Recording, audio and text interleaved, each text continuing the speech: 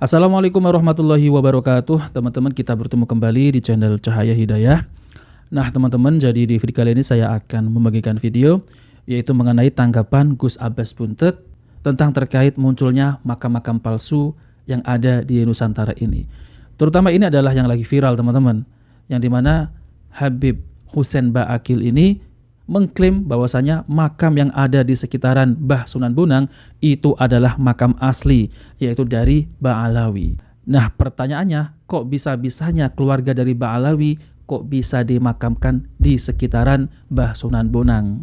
Nah itu sudah melanggar dan bisa dipidanakan, bisa didenda ataupun bisa dilaporkan. Karena apa? Karena merubah yaitu sejarah ataupun merubah cagar budaya. Nah cara mereka itulah seperti itu. Nanti mereka itu akan menguasai Nusantara ini.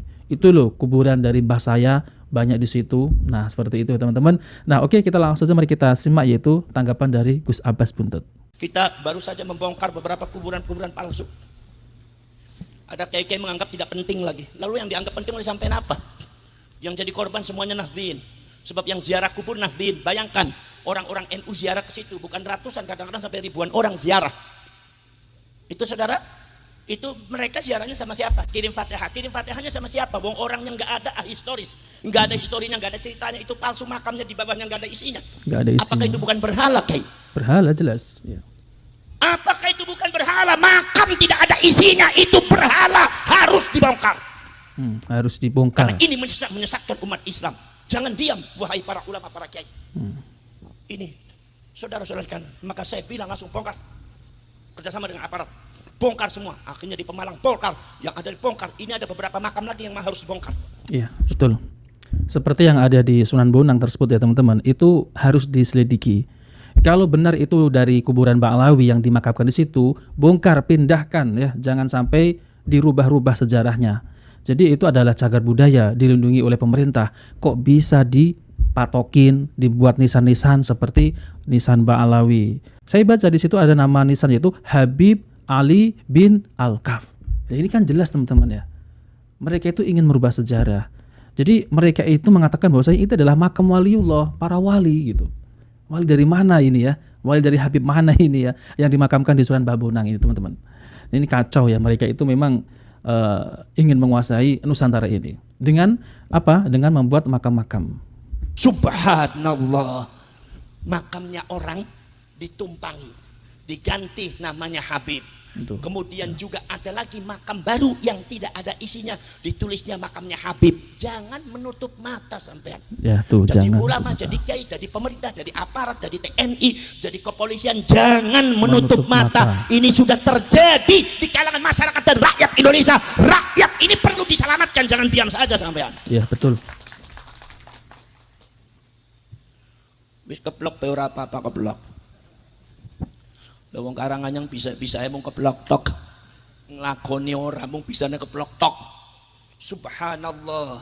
Ini saudara-saudara, Siti Maryam akhirnya begitu Nabi Isa sudah sepuh, ini orang Yahudi tetap merekayasa akidah yang tidak benar, membelokkan masyarakat kepada akidah yang tidak benar. Apa?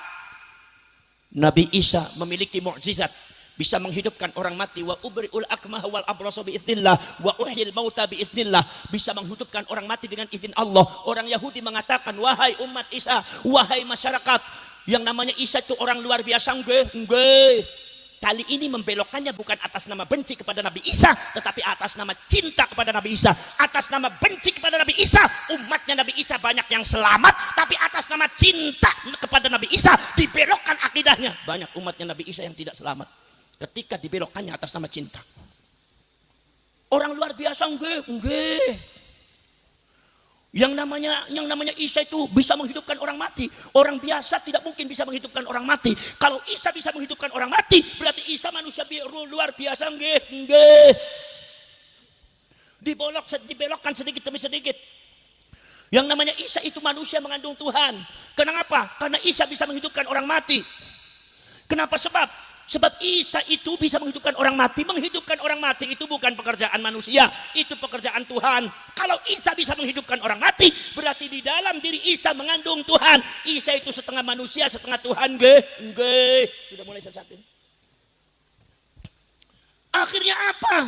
Akhirnya kata orang Yahudi mengatakan, wahai umat Nabi Isa, Isa itu anaknya Allah.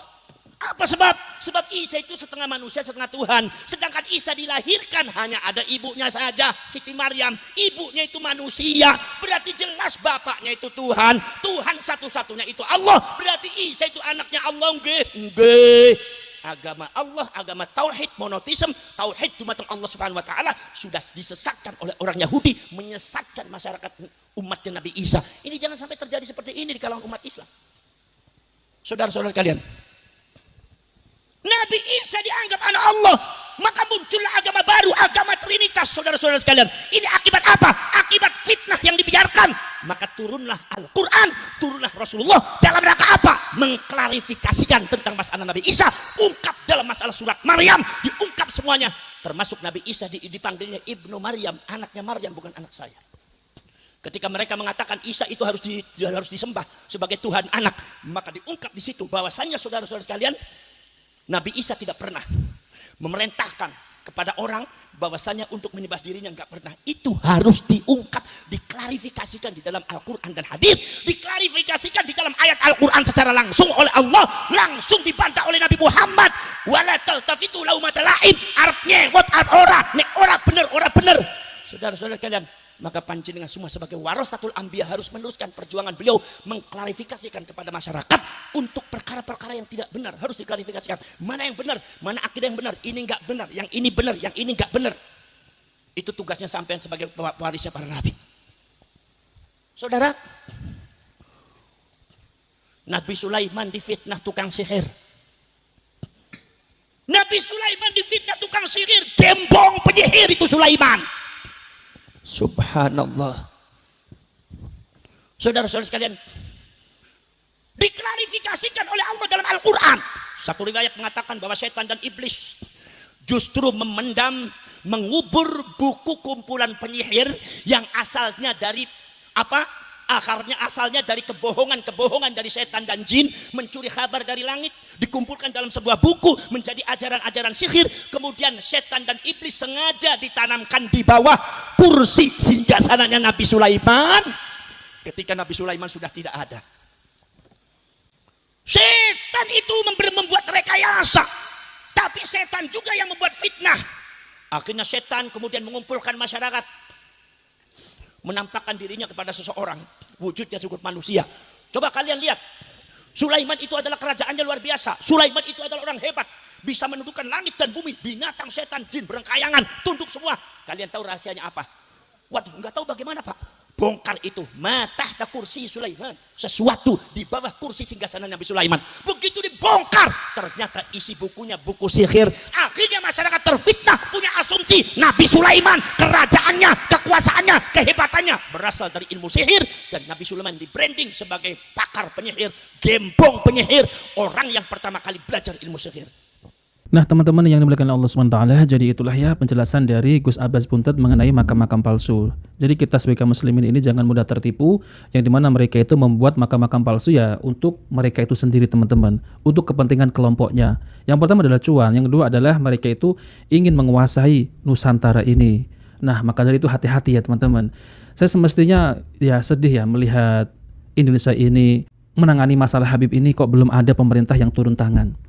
Seharusnya ya dibuatlah diskusi dan siapa yang melanggar harus dihukum.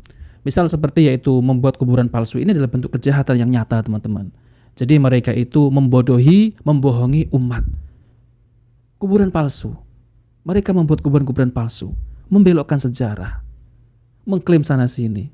Ini apa teman-teman? Ini adalah termasuk penjajahan spiritual, perbudakan. Apakah pemerintah ini tidak melihat kekisruhan yang ada di bawah ini? Sampai masalah nasab saja belum clear. Ya karena mereka itu ada yang melindungi teman-teman. Ada yang melindungi. Tidak ada satupun masalah nasab ini yang dipenjara teman-teman. Bahkan masalah makam palsu saja belum ada yang dipenjara. Ini ada apa teman-teman? Mereka klaim sana klaim sini, belum ada tindakan. Seperti mereka itu mengklaim bahwasanya lagu Indonesia Raya dari Habib, lagu Pramuka, Lambang Garuda, apalagi itu hari kemerdekaan, proklamasi, itu dari Habib. Ini dari mana teman-teman?